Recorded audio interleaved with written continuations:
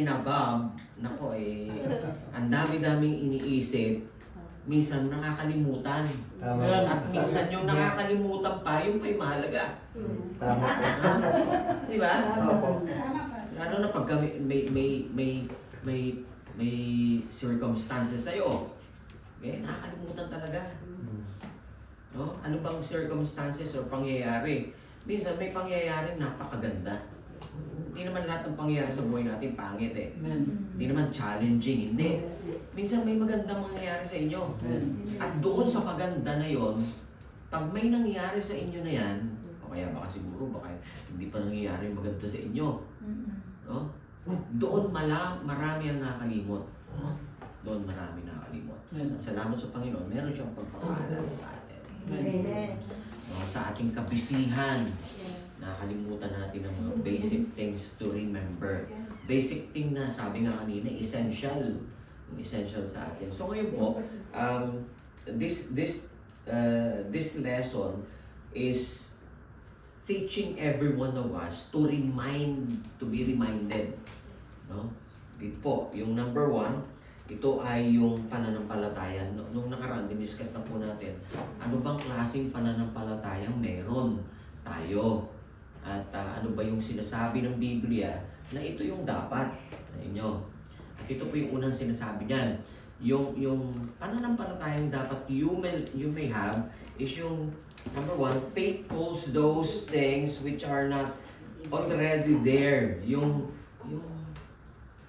sinasabi sa Hebrew 11, no? Faith is without seeing anything. Yan ang faith. Yan ang pananampalatayang meron ako. No, dapat, yan ang masasabi natin. Meron akong ganyang pananampalataya. Nananampalataya ako na mangyayari ang isang bagay na hindi ko alam na mangyayari. Dahil ito yung sinurrender ko sa Panginoon. At talagang mangyayari yun. Pangalawa po, yung faith, trust the ability of our God. Dapat yung pananampalataya natin, yung buong tiwala natin sa Panginoon talaga.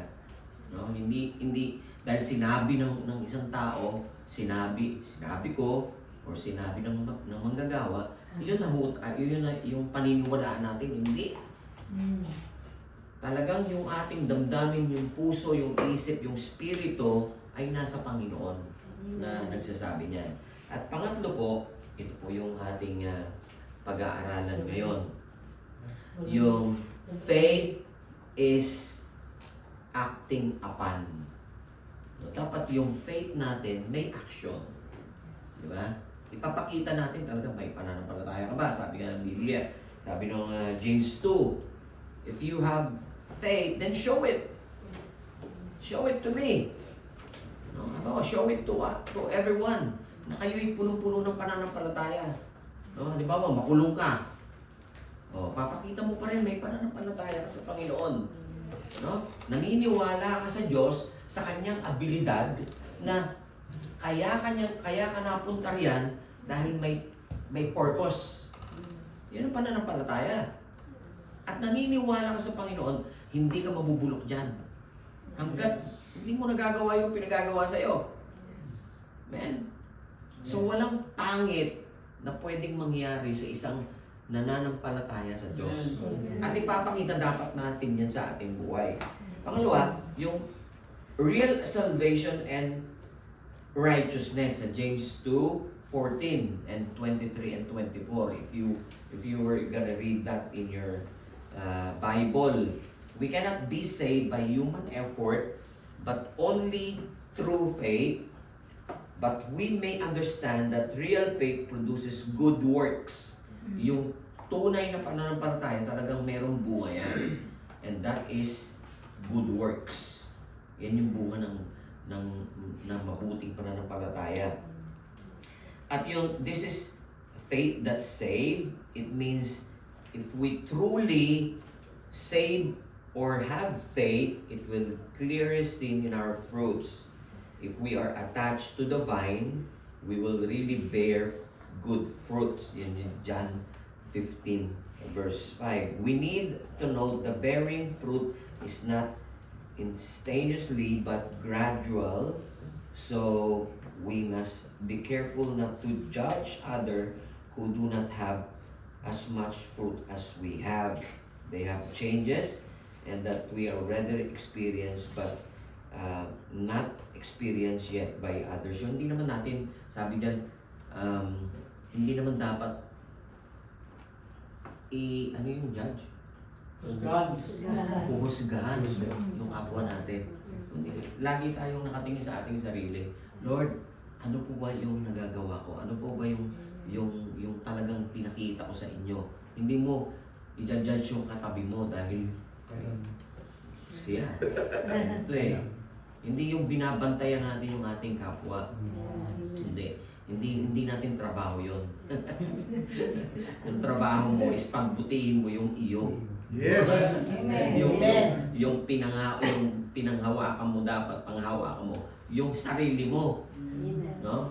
Kung paano mo talaga ikaw ay kung paano talaga ikaw ay totoong mamamahala.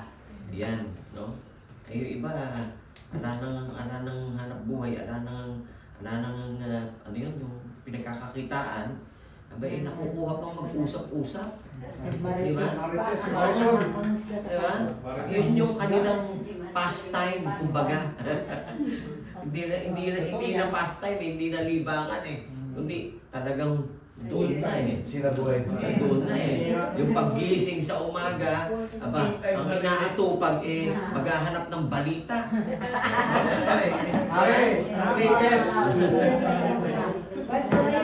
Kaya nauso yung marites eh. Hindi ko alam kung ano yung marites noon eh. Yung parang mare.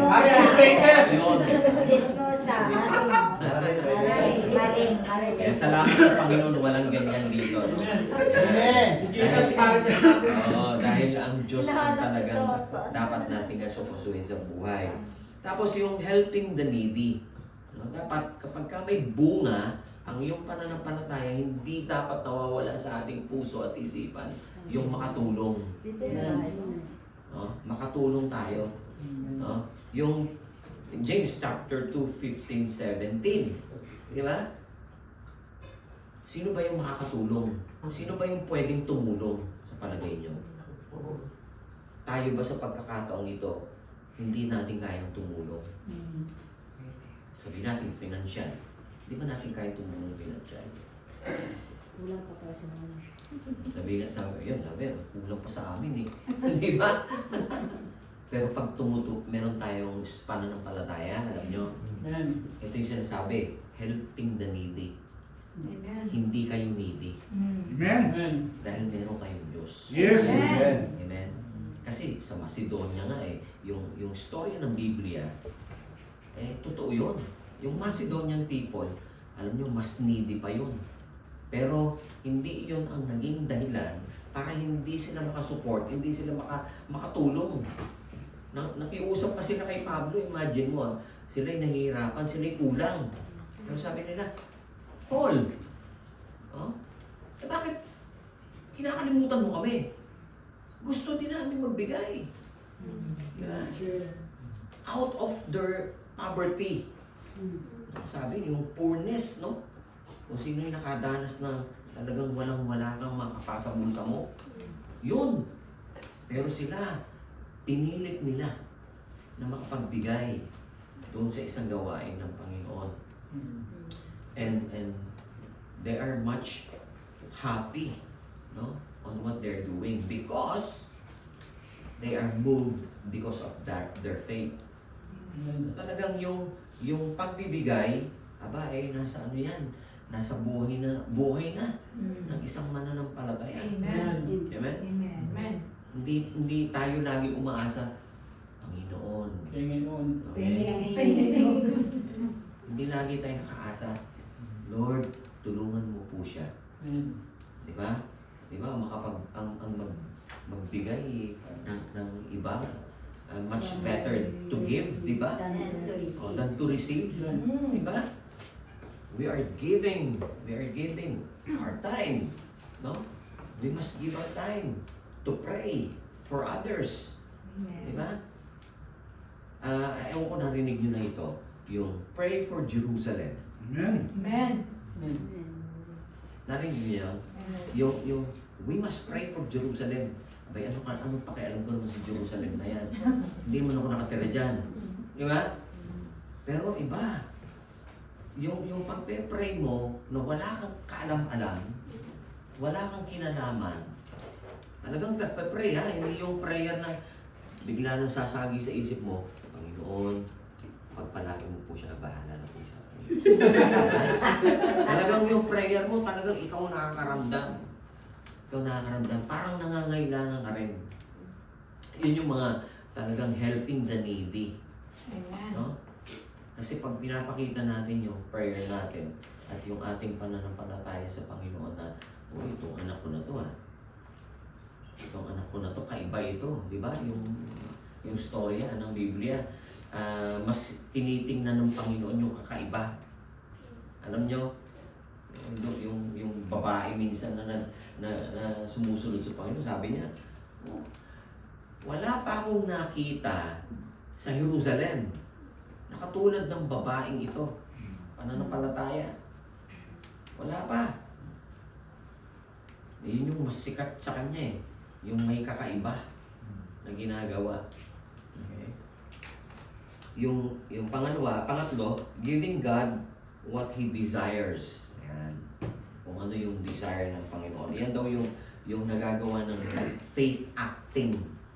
Yung mag-a-act tayo sa ating pananampalataya. Tapos yung D, yung service and accomplishment of great things before God. Yan. Yung ating sarili dapat ay may laging naaabot.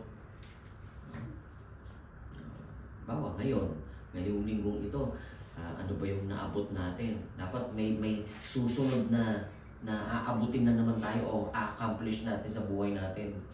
Dapat may iniisip agad tayo, Lord, bukas ito gagawin ko para sa inyo, para sa kapurihan ko. Yun daw. Ganun daw yung faith in action. Amen. No? Hindi siya yung dadatnan na lang ng isang araw na idle. No?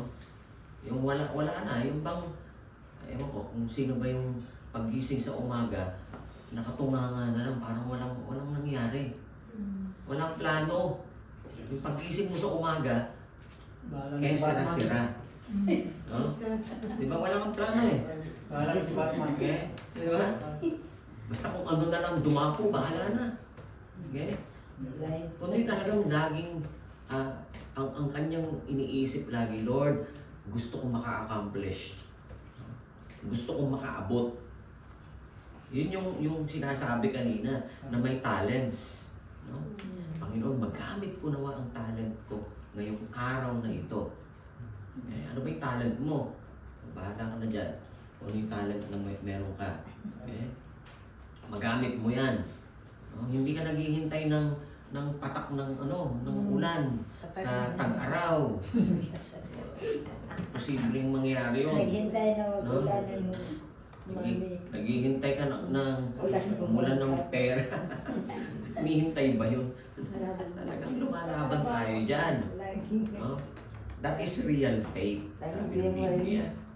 At ang pang-apat po, yun, dito. Dito ako magtatapos muna, tapos susunod 5, 6, and ilan pa ba ito? Ito. 6, yan. Dito tayo sa 5. Yung pang-5, faith endures and perseveres. Ano yung ibig sabihin nito? Yung pananampalataya daw ay may endurance, talagang tatagal, may pagtagal, tapos may perseverance, may pagtitiis. Yun yung pananampalataya. Hebrew 11:35 to 39. Sabi dyan, ay eto nakasulat dito.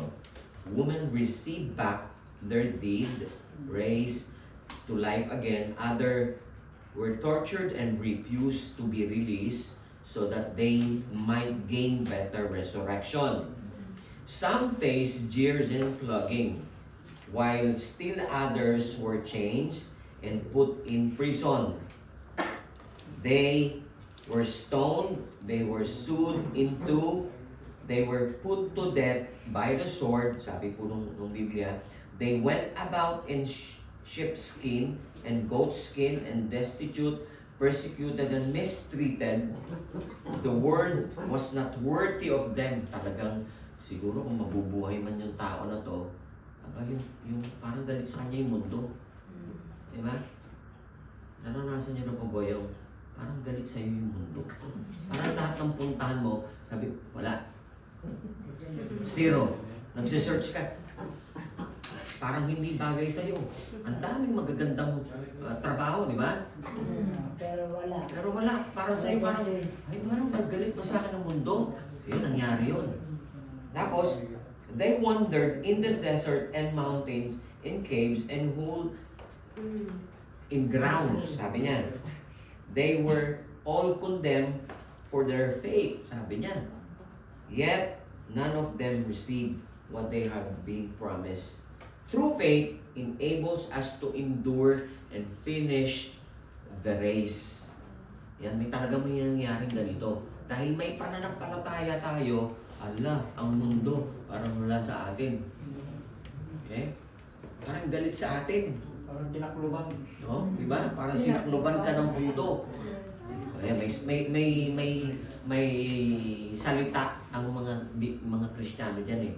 Yung pagka narinig ninyo yung sinakluban na yata ako ng mundo. Pagka hindi man nanampalataya ko sabi, sinakluban ng langit at lupa. No? Ay sa atin, hindi. Kami sakluban man kami ng langit at lupa, huwag lang ng Diyos. Okay? Ang pananampalataya namin ay nasa Diyos. Hindi sa pangyayari na ito. Diba? Hindi sa kung ano man yung maging apply sa amin ng aming buhay. Hindi yan. Hindi ako paggising mo siguro pagharap mo sa mundo wala ka talagang makapat. Yan daw yung faith eh. Yan yung faith. Faith is seeing things without really seeing. Talagang nakakakita tayo ng pag-asa lagi. Dahil ang pag-asa natin ng Diyos. Kung ang pag-asa natin galing sa tao, ay wala nang pag-asa yan. Mayroon. Mayroon ba kasi? Sa Panginoon tayo. Amen. Sa Panginoon. Yan yung pag-asa natin. Kaya nga hindi tayo nawawala ng pag-asa eh. Amen. Hindi tayo nauubusan. Dahil ang Diyos ay God of hope. Amen. Siya yung ating pag-asa. Hallelujah. Siguro tayo, wala na. Last event na natin ito. Wala pa namang 50 ditong mahigit, di ba? Sino po? Meron? May 50 mahigit na? Hindi halata pa. Wala. Hindi halata po. Hindi halata. Wala Pero naman. boss, kayo nag-isa. Wala muna po. Wala na eh. Yung mga ganyang edad daw sa panahon na to, abay, masaya na. Pwede nang kuhanin ng Diyos. 50. Sabi nung marami na narinig. Kasi minsan Mayroon namang bata pa, kinuha na yan. bata. Walang edad. Oh, Walang edad kung gusto ko kunin sa nasa di ba? Pero sa mga mananampalataya, yun tama yung sabi niya. Walang edad. Walang edad. Yes. Bakit? Namatay naman na bagong inanak. Kasi yung mga na kay Bagong Kristo, sila. may alam silang plano. Amen. Meron silang plano na galing sa Panginoon. Amen. Kaya hindi pa sila kinukuha ng Diyos. Amen. Huwag kayo maniwala doon sa yung masamang damo, madaling mamatay. Matagal mamatay. Yung mabait, madali mamatay. Oh, yun daw, yung magpakabait ka, madali kang mamatay.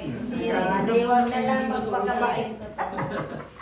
Hindi totoo yan. Amen. No? Dahil ang Panginoon na may Ang hawak mabait na ng dalang ating kaya. buhay. At may plano ang Diyos kung bakit tayo Amen. nakakadilat sa umaga. Amen.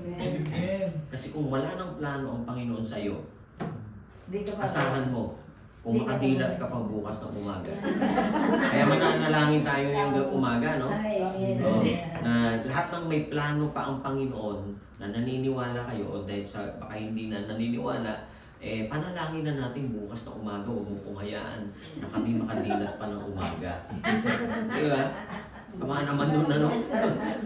grabe naman Hindi yun. talagang araw-araw nananampalataya tayo. God will do something for me. Naniniwala tayo dyan. And we never set our mind na maging hopeless. Ano? Kasi yung every morning is a great gising. Gising, blessing pala. Every morning, great blessing yung hinihintay sa atin. Kung hindi man sa ngayon, maganda pa nga yung awit ni yung bulag. Mawit nun, sino ba yung Willie Garden? yun. Ha? Willie Garden? Yun yata. Yung pangalo, yun ba? Hindi, si April Boy na April Boy. Sumakit ulo nila. Sino yun? Yung pa... Ayun. Hindi sa April. Ay, Sa April, ganun yata kasi bibigay ng jacket pass. Oo. Sombrero. Ay, Hindi garte, hindi mo bulag.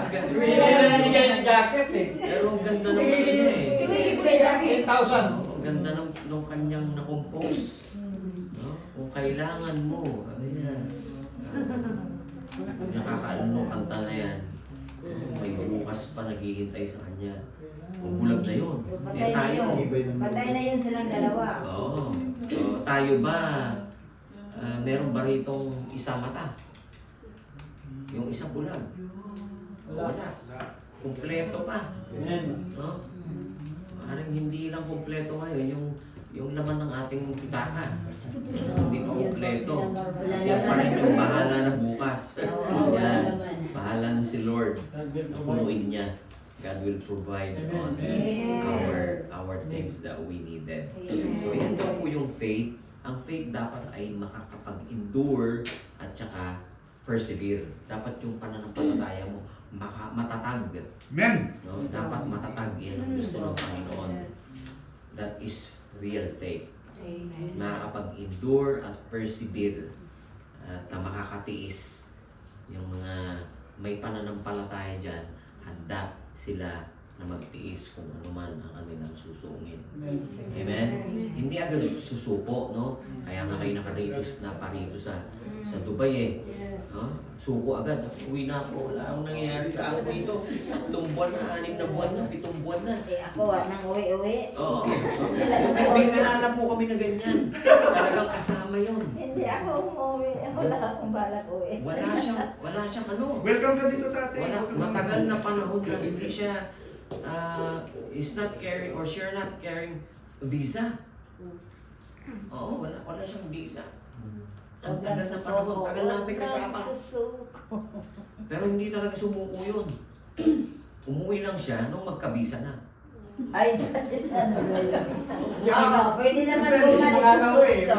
Kasi nung magkabisa siya, nagkatrabaho siya, ang ganda ng trabaho, tapos yun yung time na pauwi siya. Oh. Amnesty, pass amnesty. Hindi. Pwede na yun siya makabalik. Visa talaga. Hindi makabalik. May company visa. Oo. May company visa. Visa talaga. Nung umalis siya, umuwi siya, may visa siya rito. Maganda yung company visa. No? Pero nung hanggang nakilala ko na siya doon sa loob Yung ng friend church, ko company Aba, visa, nakapunta siya dito. hindi talaga siya nabisahan. Dahil ang dami niyang yung worker din siya sa bahay. Gano'n. Talon-talon. Ganyan, abuskon. Yung naging case niya, tago ng tago. Kasi tinakbuhan niya yung amo niya. Nagranawi. Oo, Yan ang malaking Yeah. kaso ranawi. Nag-run away. Tapos, nakausap ng isang church member. Tapos yun na, pinag-pray. Tagal na panahon. Yan, hanggang sa pinayagan ng Panginoon na magkaroon muna ng visa. Makapagtrabaho ng legal. Amen. Hindi talaga lahat ng nagtitiwala sa Diyos, Amen. hindi po niya pinababayaan. Amen. Kung sino po sa inyong nagtiwala sa Panginoon at nagutom, meron na ba nagutom? Wala. Sino bang payatot na sobra dito? May naman pa eh. Siya, nagutom. Parang nagdadayat pa to sa gabi. O, kita mo na, nagda-diet pa. Totoo lang, yung talaga nagtitiwala sa Diyos, kahit kailan hindi kayo gugutumin. Amen. Hindi, sigurado yan. True. Amen. Mas may plano pa ang Panginoon. Amen. Plano pa ang Panginoon. Tiis-tiis lang. Amen, amen. Just keep on, just keep on. Yes. Keep on. Huwag kayong susuko, huwag agad kayo susuko dahil may hirap kayong naranasan. Huwag. Yan ang hindi pananampalataya. Ayan. Habang nandito, labo po. Yan, ano si ate, talagang go, go, go. Yan. Amen. This faith is real. Sige po tayo po tumayo.